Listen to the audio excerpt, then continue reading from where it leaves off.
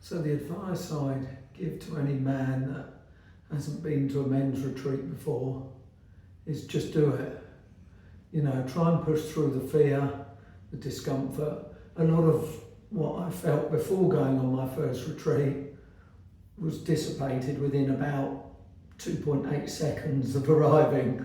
Actually, it was just a group of guys that felt just as uncomfortable as I did beforehand, and they were just as unsure of what was going on, and everyone's pretty much in the same boat, even if they've been on retreats before, you know, and everybody was so open, so welcoming. Some people had done tons of retreats, and some people there hadn't done any retreats, and everybody was just as welcoming, and it took no time at all for that fear to dissipate, whatever was built up there beforehand. So I would just say, like, push through the mists of fear to find what's on the other side, and you know, it's just a beautiful space. And then for men's circle, what advice would you give to a man that's maybe approaching men's circles for the first time?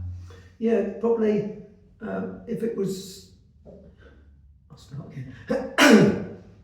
If you hadn't experienced men's circles, and if you're looking at men's circles for the first time, I would just say do it.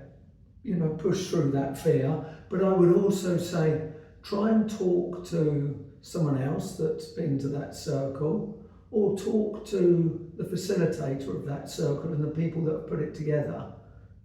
Because circles may not be for you, because there is a certain level of vulnerability and a certain level of openness, and you'll know immediately whether you're in that space or not, and whether you want to be in that space or not.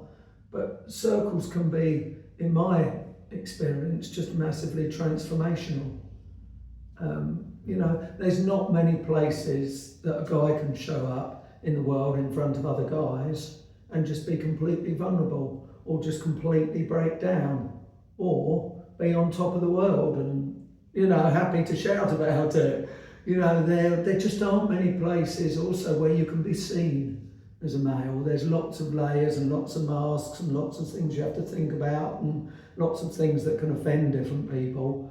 But being in a space and a place where you can just be yourself and be seen is incredible, really. It's a beautiful space, and it gives the opportunity for opening, you know, of the heart, of your mind, of many dimensions that you probably haven't even seen in yourself.